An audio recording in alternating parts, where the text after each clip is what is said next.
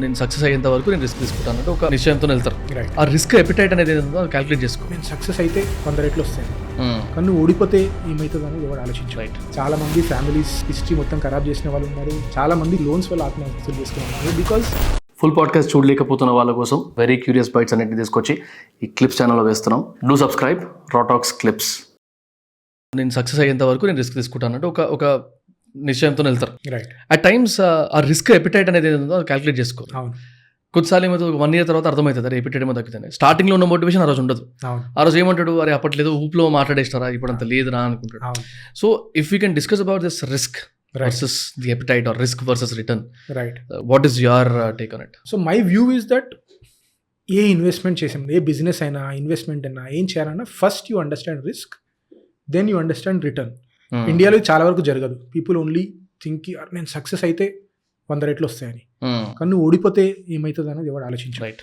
Also దానివల్లనే మనకి ఇప్పుడు క్రిప్టోలో చూస్తే చాలా మంది డబ్బులు పెట్టేస్తారు, బికాస్ దేవ్ సీన్ కి ఇక్కడ 100 రెట్లు అయ్యే ఛాన్స్ ఉందని, కానీ 100 మంది డబ్బులు పోగొడుతున్నారు. అవును. ట్రేడింగ్ కూడా very similar example, because people are only thinking కి నా అమౌంట్ని నేను డబుల్ చేయగలుగుతాను అని, కానీ ఎంతమంది డబ్బులు జీరో అవుతున్నారో చూడట్లేదు. So risk is something that you need to understand.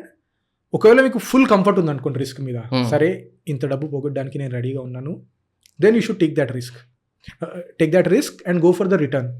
మీరు ఫస్ట్ రిటర్న్ మెజర్ చేయండి, రిస్క్ మెజర్ చేయండి. రెండు ఒకవేళ if you think return is much higher then risk, you take that bet. కానీ రెండు చూసే ముందు ఎప్పుడు కూడా ఇన్వెస్ట్మెంట్లోకి వెళ్ళొద్దు. Right. Right. But it doesn't happen. It happens a lot in India that రిటర్న్ని సపరేట్గా చూస్తారు. ఒకసారి డబ్బులు పోయినాక then you come to risk. Classic example is Russian roulette, where you have a revolver, దాంట్లో ఒక బుల్లెట్ ఉంటుంది, అండ్ దెన్ యూ హిట్. ఒకవేళ మీకు ఏం కాకపోతే you get $1 million, but if bullet hits you're gone. Right. ఒకవేళ ఇది ఇండియాలో ట్రేడర్స్కి ఇచ్చామనుకుని ఎవరు తీసుకోవడం బెట్టు, ఎందుకంటే చనిపోయే ఛాన్స్ ఉంది కాబట్టి. That is the risk. But equivalent things are happening. చాలా మంది ట్రేడింగ్ వల్ల ఆత్మహత్యలు తీసుకునే వాళ్ళు ఉన్నారు, చాలా మంది ఫ్యామిలీస్ హిస్టరీ మొత్తం ఖరాబ్ చేసిన వాళ్ళు ఉన్నారు, చాలా మంది చైనీస్ యాప్స్ వల్ల ఆత్మహత్యలు చేసుకునే ఉన్నారు, చాలా మంది మైక్రో ఫైనాన్స్ లోన్స్ వల్ల ఆత్మహత్యలు చేసుకునే వాళ్ళు ఉన్నారు. బికాజ్ రిస్క్ మనం ఎంచుకొని రిటర్న్ ఎంచుకోవడం చాలా తక్కువ మంది చేస్తారు. I have one interesting example here. In my personal portfolio నేను అప్పుడప్పుడు ఎక్విటీస్లో ఇన్వెస్ట్ చేస్తుంటాను. ఎక్విటీస్లో ఇన్వెస్ట్ చేస్తున్నప్పుడు I right down what the risk is in this, and I write down what the return is in this. So one good bet that I have taken, I can discuss that. It was 2022. Then we saw Heritage Foods, which was owned by Chandrababu Naidu garu. Right. Avunu. At that time, YCP government was in power. Avunu. And generally, ఒక political stock అనుకోండి, మీరు రూలింగ్లో ఉన్నప్పుడు హైగా trade అవుతుంది, రూలింగ్లో లేనప్పుడు చాలా తక్కువగా trade అవుతుంది. అవును. ఆ టైంలో Heritage Foods was valued at 1,800 crores. And సంవత్సరానికి they were making like 150 crores of profit. అంటే ఒక రూపాయి ప్రాఫిట్ వస్తే 10 రూపాయల్లో దాని వాల్యూ ఉందని అర్థం, which is very similar to FD. ఎఫ్డీలో కూడా మీరు 100 రూపాయలు పెడితే 10 రూపాయలు వస్తుంది. రైట్. సో దాంట్లో డౌన్ సైడ్ మాకు కొంచెం లిమిటెడ్ అనిపించింది. సరే, రిస్క్ తక్కువ అనిపించింది. ఇప్పుడు వైసీపీ గవర్నమెంట్ ఎలాగో ఉంది, నెక్స్ట్ టైం కూడా వైసీపీ గవర్నమెంట్ కంటిన్యూ అయితే ఇదే పరిస్థితి ఉంటుంది. కానీ ఒకవేళ గవర్నమెంట్ ఫ్లిప్ అయితే then there is a chance that we could make some money అనేది. రైట్. సో 22లో టాక్ ఇది మళ్ళీ వైసీపీ గవర్నమెంటే వస్తుంది పవర్లో కానీ టాక్ ఉంటుంది. జస్ట్ దానిలో ఒపీనియన్ పోల్స్ అవి కండక్ట్ చేస్తుంటారు కదా. So lot of people did not bet. And ఆ టైంలో there was one statement by Pawan Kalyan, ఇది అపోజిషన్ ఓటు మేము చీలనివ్వమని. అప్పుడు నేను సౌరభ్ డిస్కస్ చేసుకున్నాం, ఇదేదో there is some chance that work out అయ్యేటట్టుంది. ఒకవేళ వీళ్ళు గెలిస్తే మనకి రూపాయికి 4 రూపాయలు వచ్చే ఛాన్స్ ఉంది, ఓడిపోతే రూపాయికి 30 పైసలు పోద్ది. Right. That is what we wrote down on piece of paper. This is our return.